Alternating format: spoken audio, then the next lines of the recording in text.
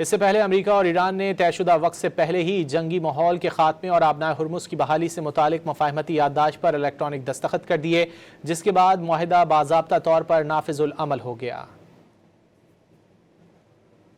امریکی صدر Donald Trump اور ایرانی صدر مسعود پزشکیان نے طے شدہ وقت سے قبل امریکہ اور ایران کے درمیان 14 نکاتی مفاہمتی یادداشت پر الیکٹرانک دستخط کر دیے۔ صدر ٹرمپ نے فرانسیسی ہم منصب کے ساتھ ڈنر کے دوران معاہدے پر دستخط کیے۔ دستخط کرتے وقت امریکی صدر نے کہا کہ اس معاہدے تک پہنچنا آسان کام نہیں تھا۔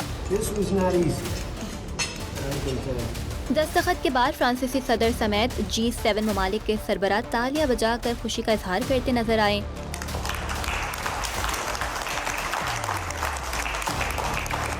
ٹرمپ نے دستخط کے بعد مسودہ وزیر خارجہ مارکو روبیو کے حوالے کیا۔ دستخط کے فوری بعد فرانسیسی صدر نے ٹرمپ سے ہاتھ بھی ملایا۔